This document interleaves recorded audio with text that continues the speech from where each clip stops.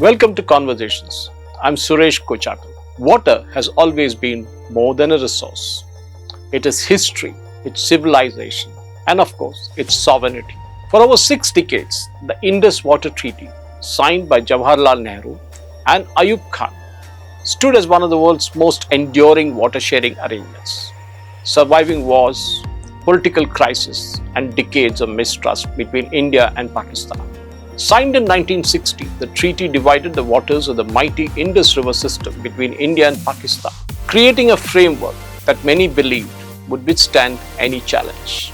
The agreement was totally one-sided, with Nehru giving away almost all of the water flowing on the west-bound rivers, originating in Tibet and traveling through Ladkah and Jammu and Kashmir. The treaty allowed Pakistan to use about 135 to 140 million acre-feet of water from the Indus, Jhelum and Chenab that flows from India to Pakistan. India is allowed to keep 36 million acre-feet, but it could not store any of those waters as we did not build any storage over the last 6 decades. Worse, Nehru donated about 83 crore rupees to Pakistan to construct dams according to this treaty. India was allowed to store and construct dams along the eastern flowing rivers, most of which originate in Himachal Pradesh, the Sutlej, Ravi and Beas, totaling to an output of just 33 million acre-feet. That's almost 1/6 of what Pakistan got from the other 3 river systems. For example, if the 135 million acre-feet water was used by India, it would have actually irrigated around 40% of the agricultural lands in India. It can provide water to 88 cities of the size of Delhi. In fact, 80% of Pakistan's 17 million acres depends on the Indus water system. And in India, it could have actually irrigated about 40% of our agriculture system on comparison.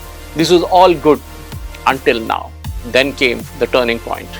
In April 2025, a devastating terrorist attack in Pahalgam in Jammu and Kashmir claimed the lives of 26 innocent civilians, sending shockwaves across India and prompting a nationwide grief and outrage.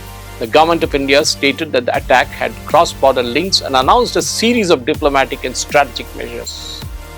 And of course, we had Operation Sindoor, in which the Indian Air Force, the Indian Army and the Indian Navy knocked the hell out of Pakistan.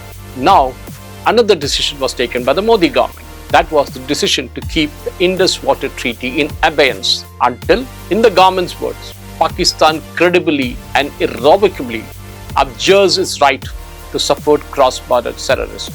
For New Delhi, the decision reflected the view that cooperation cannot be separated from security. Indian political leaders argued that the agreements founded on goodwill and mutual trust cannot function as an intended when they say cross-border terrorism continues to threaten innocent lives in India.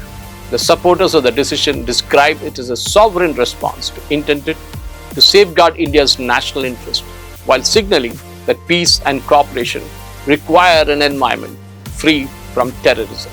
India, as the upper riparian nation, continued to honor the treaty through changing governments and changing times.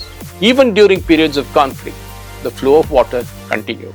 But the recent events sparked a fresh national conversations.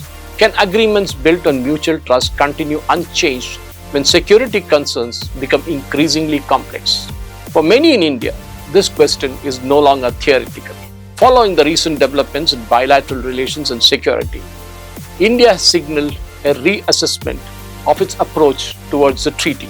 Indian policymakers argue that every nation has both the right and the responsibility to safeguard its people and responsibly utilize the natural resources available within the legal framework.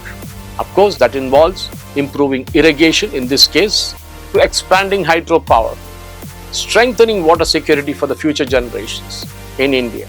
Many see this as a movement as an opportunity to maximize the benefits of India's own river system while remaining consistent with international obligations as and when they evolve. Across India, many view water not merely as a diplomatic issue, but as a national asset, a resource that supports agriculture, generates electricity, drives economic growth, and sustains millions of lives. The debate is no longer only about treaties. It's about balancing regional stability with national interest. For many Indians, responsible water management represents both development and strategic preparedness. The future of the Indus Water Treaty will ultimately depend on diplomacy, international law, and decisions made by both nations. Yet, one reality remains unchanged. Water shapes the destiny of nations.